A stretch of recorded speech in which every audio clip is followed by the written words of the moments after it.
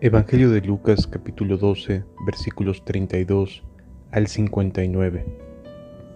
No temáis, manada pequeña, porque a vuestro Padre le ha placido daros el reino.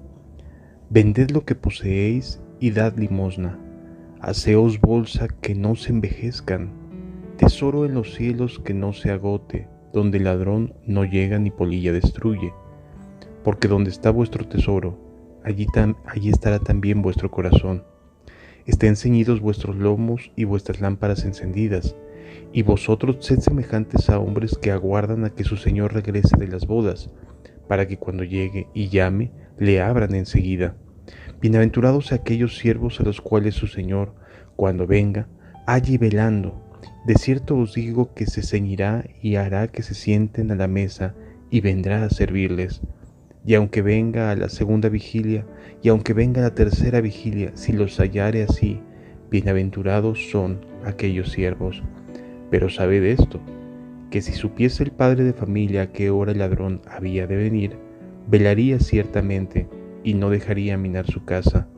Vosotros, pues, también estad preparados, porque a la hora que no penséis, el Hijo del Hombre vendrá. Entonces Pedro le dijo: Señor, ¿dices esta parábola a nosotros o también a todos? Y dijo el Señor: ¿Quién es el mayordomo fiel y prudente al cual su Señor pondrá sobre sus bienes, sobre su casa, para que a tiempo les dé su ración? Bienaventurado aquel siervo al cual, cuando su Señor venga, le halle haciendo así. En verdad os digo que le pondrá sobre todos sus bienes.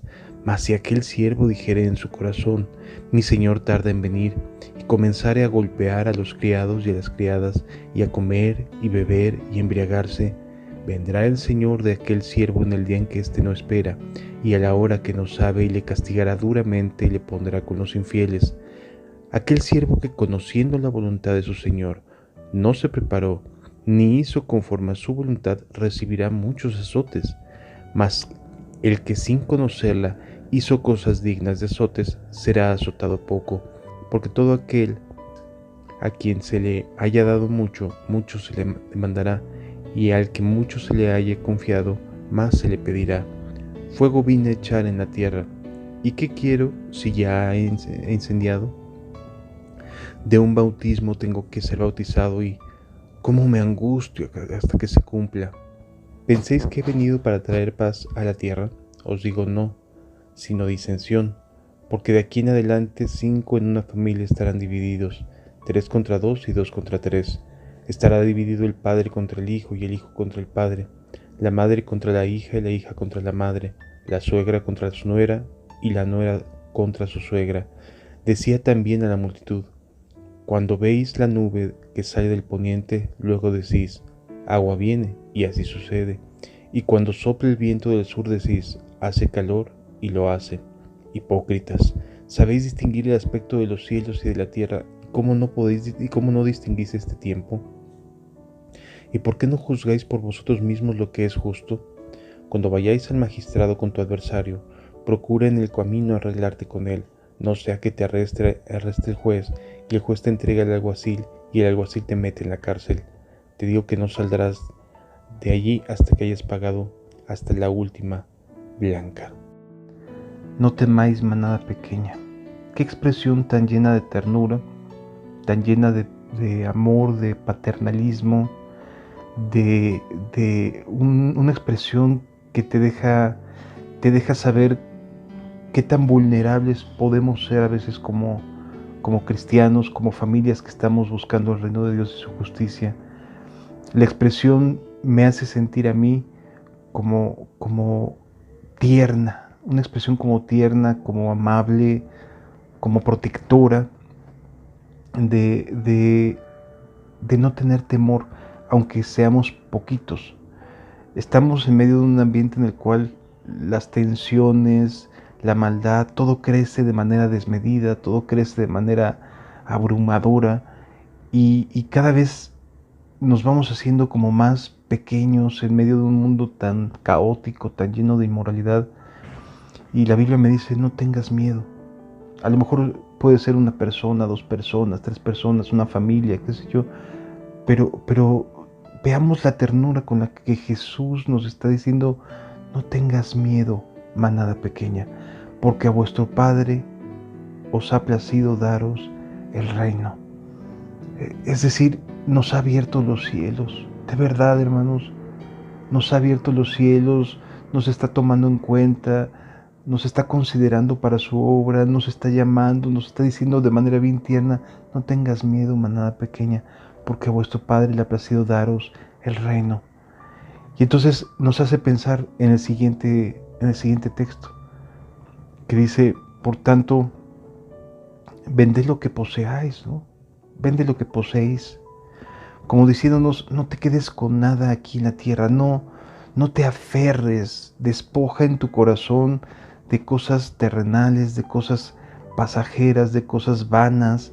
Despójate, te ha dado el reino de los cielos Dios. No tengas miedo, despójate, atrévete a hacer cosas para el reino de Dios y su justicia, y dad limosna. O sea, qué hermoso que lo que Jesús me está diciendo es: confía, manada pequeña, no tengas miedo, despójate, atrévete a dar limosna, atrévete a darte por el necesitado. Haceos bolsas que no se envejezcan, tesoros en los cielos donde no entra el ladrón ni la polilla destruye. ¿Cómo podemos hacernos bolsas en los cielos? ¿Cómo podemos hacer cosas que se vean reflejadas en el reino de los cielos si no es a través de despojarse a uno mismo, de no tener miedo, de comprender que nos ha sido entregado el reino de los cielos de manera inmerecida y solamente porque Dios desea y quiere y le ha placido, se complace en que a estas personas, a nosotros, en este tiempo, con nuestras debilidades, con nuestras limitaciones, con nuestras incapacidades, nos ha concedido el reino de los cielos. De verdad, aprendamos, disfrutemos, atrevámonos a despojarnos, a ir a más en la fe cristiana. Porque donde está vuestro tesoro, allí también estará vuestro corazón, dice la Escritura.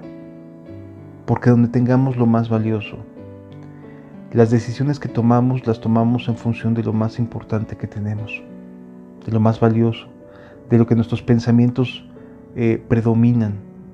Por eso es bien importante lo que Jesús nos está diciendo aquí: despójate, coloca tu mirada en el reino de los cielos, no tengas miedo. No tengas miedo de qué va a pasar el día de mañana, no tengas miedo de qué va a suceder. Despójate, da limosna, atrévete a hacer cosas para el reino de los cielos, porque donde está tu tesoro, ahí también estará tu corazón. No hagas tesoros aquí en la tierra, no pienses en cosas en metas terrenales, piensa en metas eternas, pon tu expectativa en lo eterno, en lo grande, en lo glorioso de Dios, no en las cosas pasajeras. Es lo que la Escritura nos está tratando de transmitir por medio de estos pasajes. No tengamos miedo, manada pequeña, despojémonos, atrevámonos, seamos atrevidos, con un santo atrevimiento, y Dios nos va a estar ayudando.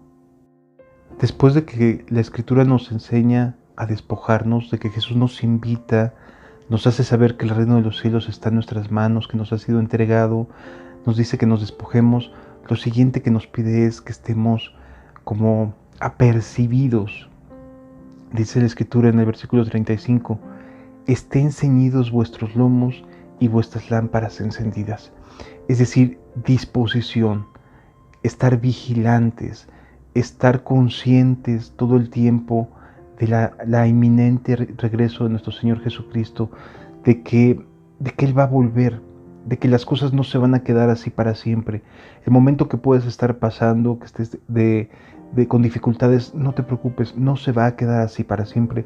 Dios va a transformar tu vida, Dios va a cambiar las cosas.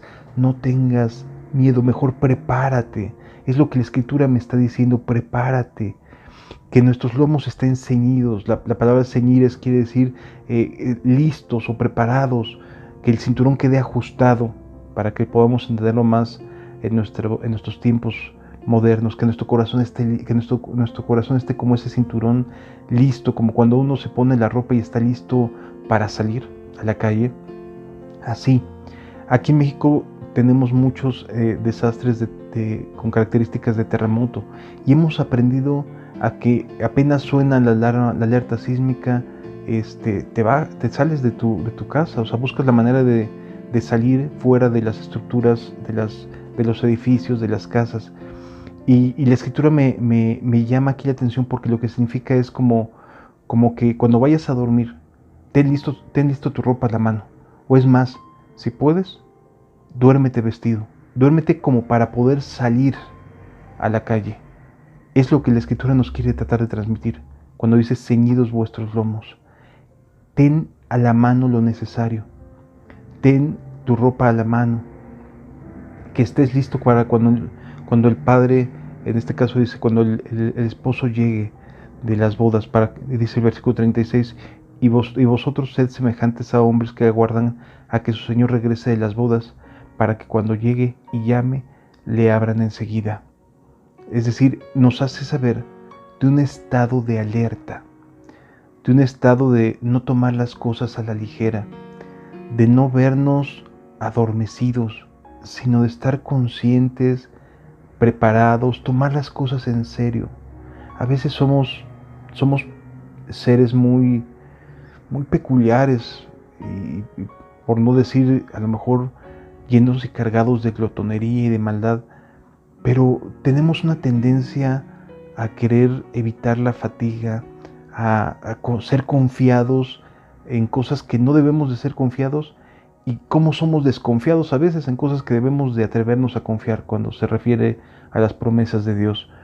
Pero aquí la escritura me habla acerca de un estado de alerta, de un estado de estar listo, de estar preparado.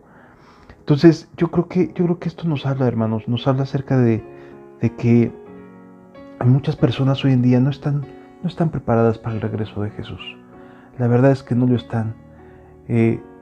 No están listos, no están ceñidos sus lomos, no tienen a la mano las cosas que necesitan. En este caso, su vida cristiana, su actitud correcta delante de Dios. Estamos viviendo tiempos realmente de apatía, realmente de tristezas, de desgaste en muchos sentidos. Necesitamos tomar en serio las cosas que Dios nos está diciendo aquí acerca de estar preparados para lo que Él está a punto de enseñarnos, de mostrarnos en su infinita misericordia y bondad. Así que, hermanos, cíñete, vuestra lámpara encendida. Yo sé que a lo mejor tienes sueño y que lo mejor es que apagues la lámpara y puedas descansar, pero aquí la escritura no me está dejando lugar a dudas de qué actitud tengo que tomar. Una atención, una concentración, una disposición a las cosas que están por venir. Así que, hermano, hermana, por favor, toma bien en serio este llamado que te hace Jesús a estar ceñido, a que tu lámpara esté encendida, no la apagues. No digas, para mañana lo hago. Si Dios te pide hacer algo hoy, adelante, hazlo, no tengas temor. Es lo que la Escritura nos quiere tratar de transmitir.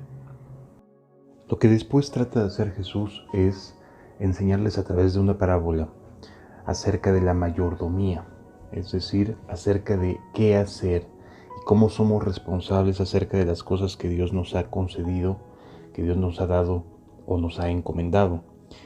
Pedro le pregunta, Señor, ¿esta parábola la dices también por nosotros o a todos? Esta pregunta nos deja saber que había enseñanzas que los discípulos entendían que la mayoría de las personas tenían que saber, y había enseñanzas que eran para ellos, para su crecimiento espiritual, para que pudieran aprender más acerca de cómo servir a los demás, de cómo avanzar en las cosas del reino y su justicia. No quiere decir con esto que Jesús estuviera haciendo una acepción de personas. Lo que sí nos deja saber y nos deja entender es que sí Jesús enseñaba cosas específicas para ellos que alimentaban su fe, y que al resto de las personas había otro tipo de enseñanzas, otro tipo de alimento espiritual que les permitiera continuar creciendo en el conocimiento de Dios entre ellos. Entonces dice la Escritura que Jesús les dice la siguiente parábola. En el versículo 43 dice, bienaventurado aquel siervo al cual cuando su Señor venga le halle haciendo así, trabajando, que esté haciendo lo que tiene que hacer, la mayordomía, que no esté holgazaneando, que no esté diluyendo, que no esté en una postura de ligereza. En verdad os digo que le pondrá sobre todos sus bienes, mas aquel siervo que dijere en su corazón.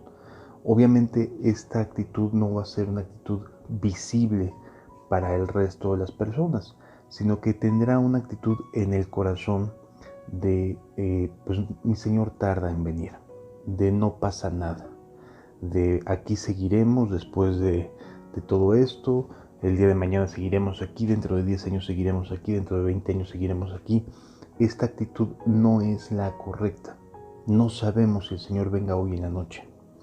Por lo tanto, se hace más visible, más evidente, que cuando una persona, cuando un ministro, cuando un obrero no está despierto en cuanto al regreso de nuestro Señor Jesucristo y de que Él habrá de pedirnos cuentas, la actitud va a ser la siguiente. Dice, más aquel siervo que dijere en su corazón, mi Señor tarda en venir.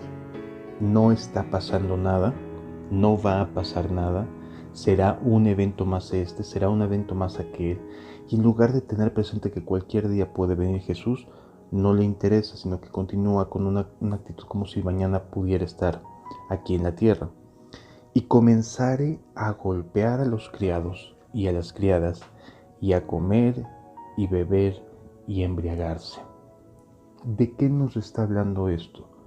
De que ese mayordomo, ante el pensamiento de no pasa nada, esto es más de lo mismo, esto es como cualquier otra circunstancia, como cualquier otro evento, como cualquier otro, alguna otra anécdota que añadir a nuestras vidas, en lugar de estar consciente, de estar anhelante inclusive del regreso de su Señor, comienza a maltratar a las personas a las cuales debería de cuidar.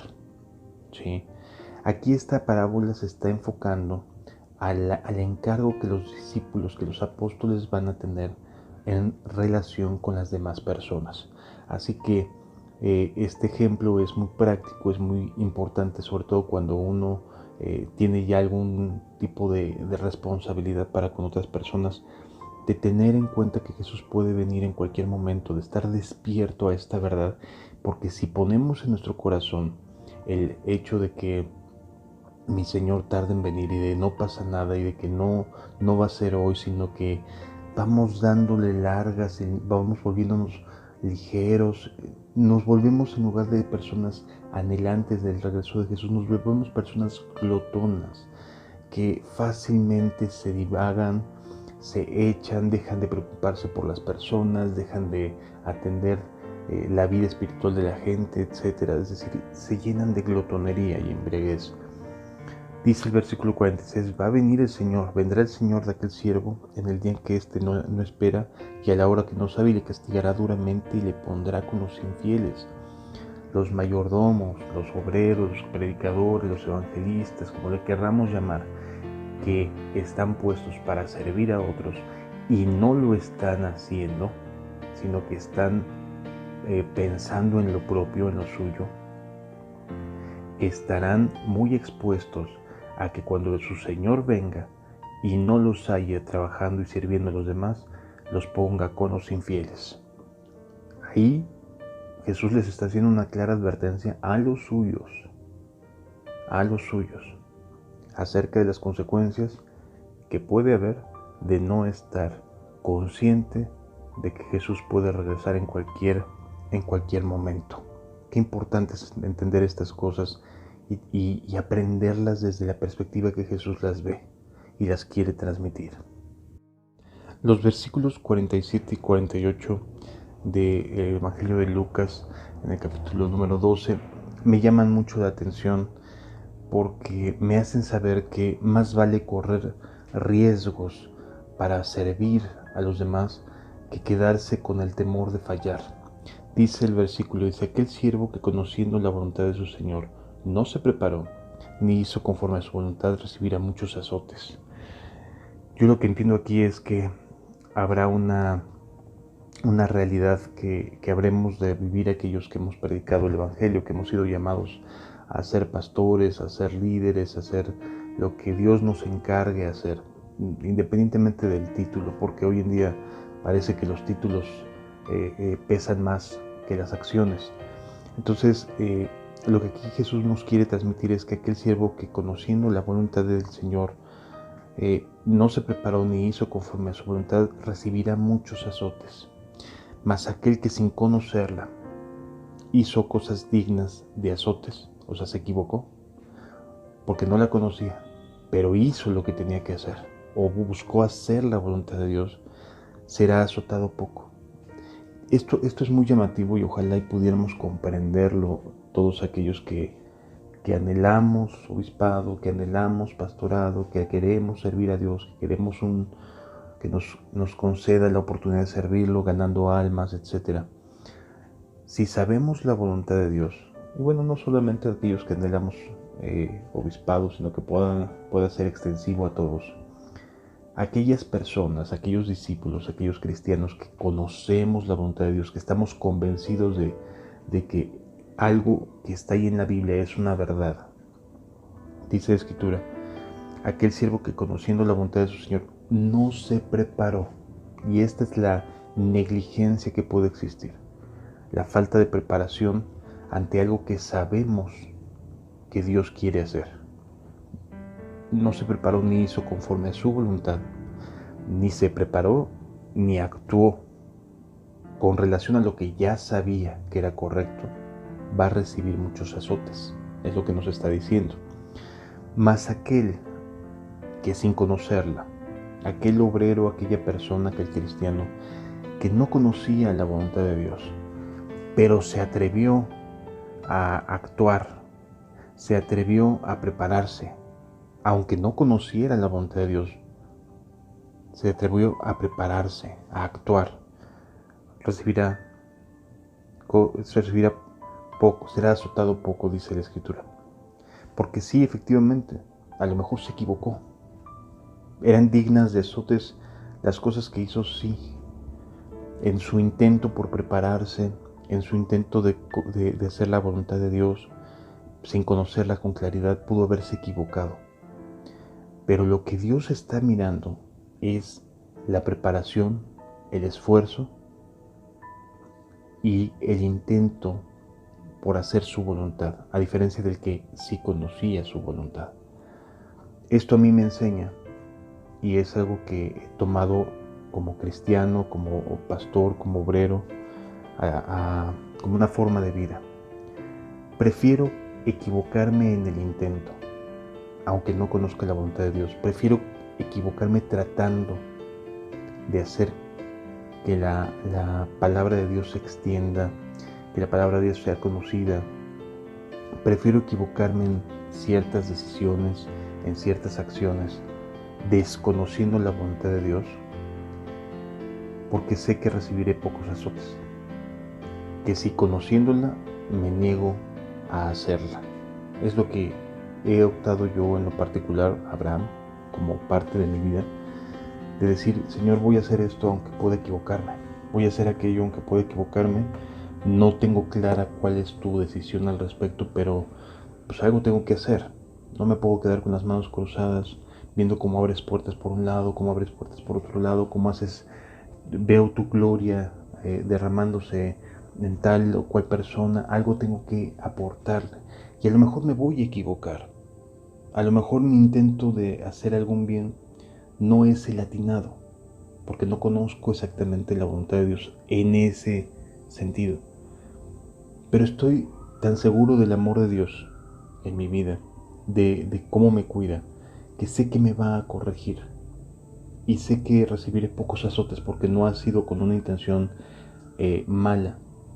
Pude haberme equivocado, sí, desde luego que sí, pero no fue sino querer hacer la voluntad de Dios, prepararme y hacer la voluntad de Dios en mi vida. Entonces, yo sí soy de la opinión que aunque no conozca la voluntad de Dios, siempre buscaré tratar de hacer algún bien.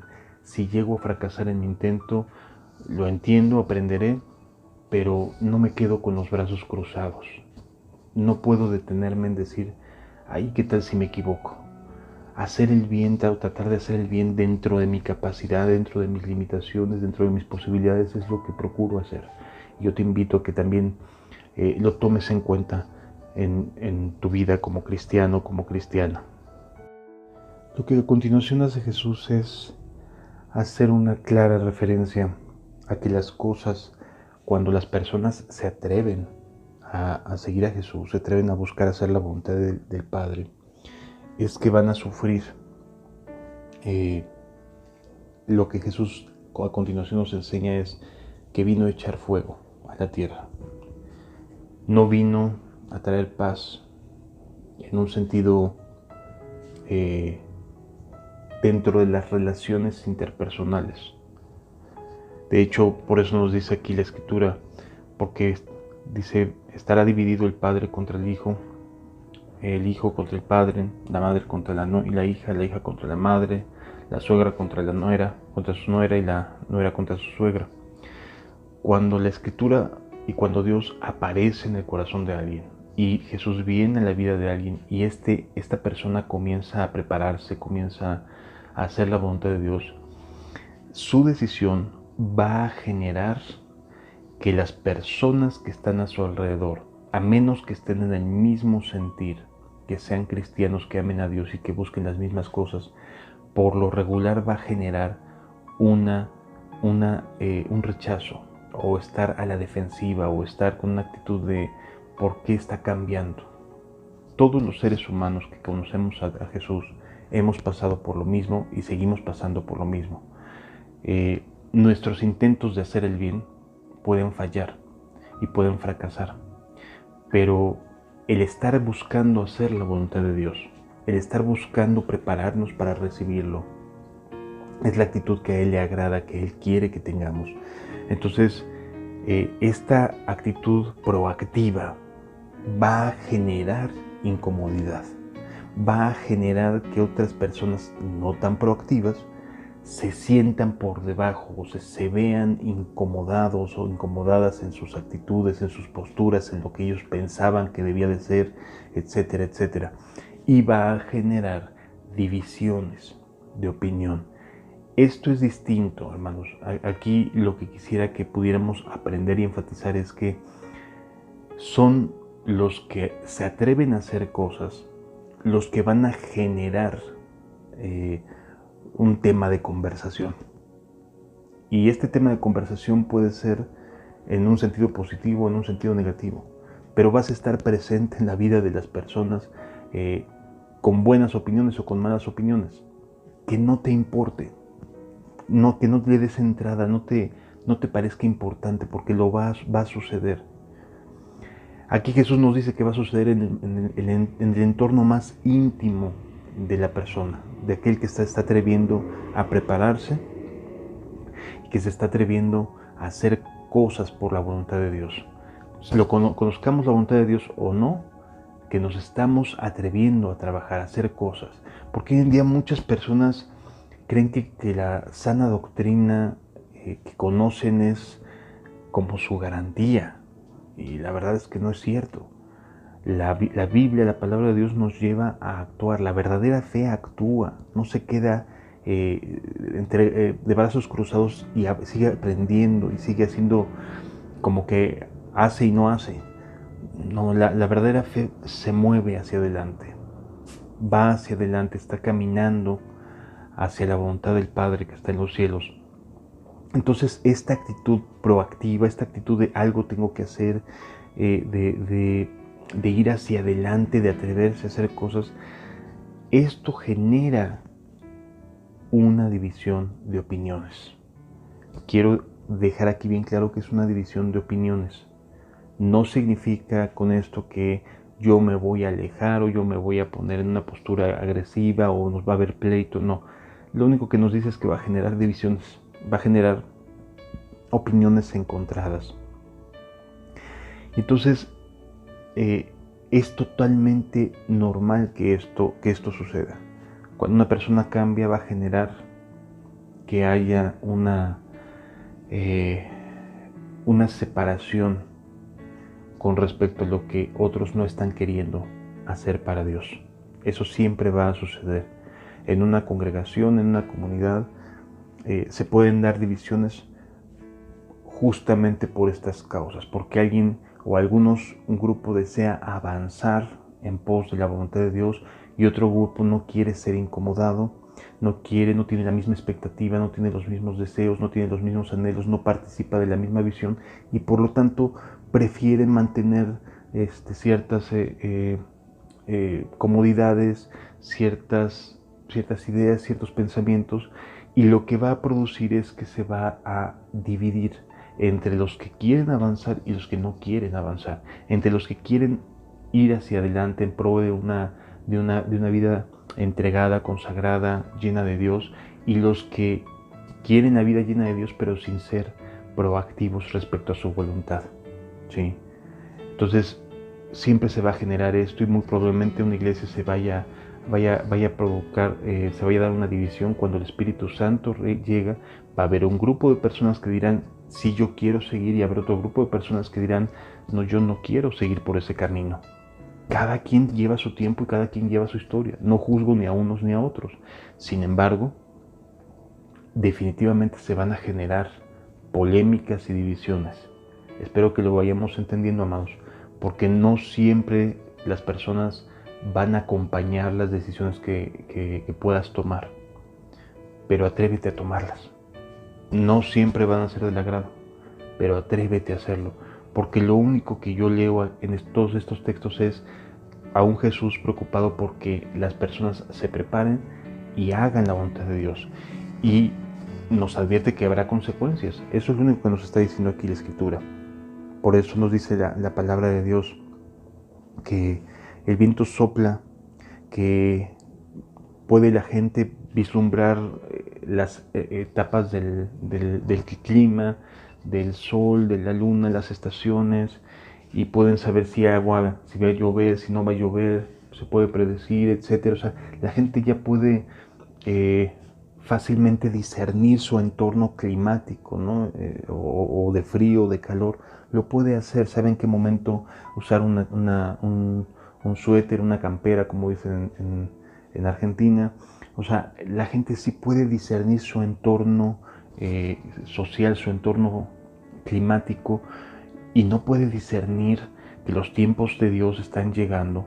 Por eso el versículo 56 les dice: hipócritas, sabéis distinguir el aspecto del cielo y de la tierra, y cómo no distinguís este tiempo.